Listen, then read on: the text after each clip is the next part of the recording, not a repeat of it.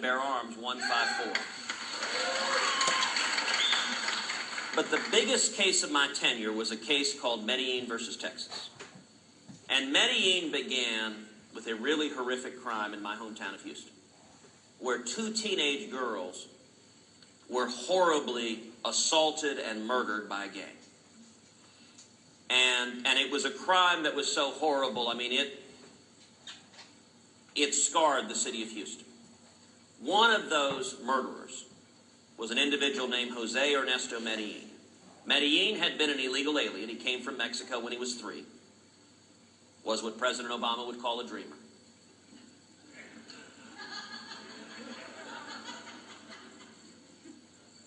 And Medellin confessed in writing to the crime.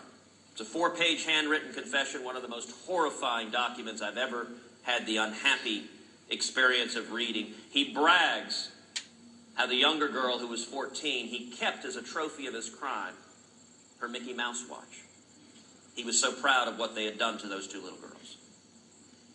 Well, the case took a very strange turn because the World Court, which is the judicial arm of the United Nations, issued an order to the United States to reopen the convictions of 51 murderers across this country, including Medellin. It's the first time in history a foreign court has tried to bind the U.S. justice system. And Texas stood up and we fought the World Court. I argued this case twice in front of the U.S. Supreme Court. On the other side was the World Court, was the United Nations. 90 foreign nations came in against the state of Texas, all arguing that we should subject ourselves to the World Court and the United Nations. And also on the other side, I'm sorry to say, was the President of the United States.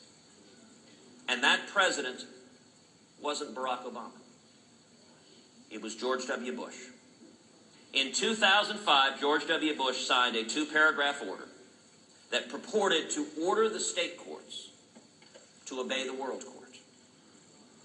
Now, I think George W. Bush is a good man. I think he received some very bad advice on this issue. But I will say it was an interesting discussion with my boss, the Texas Attorney General, because it was an unusual thing for the state of Texas to oppose the President of the United States before the Supreme Court, who was a Texan, who was a Republican, who was the former governor of our state, and who was a friend. And yet I went twice before the Supreme Court, opposing the President, the World Court, and the United Nations, and we won 6-3.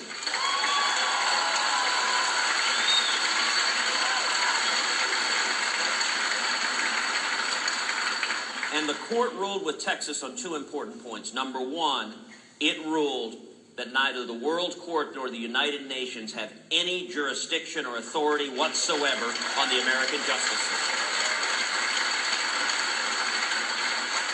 And number 2, that no president, Democrat or Republican, has the constitutional authority to give up U.S. sovereignty. Another very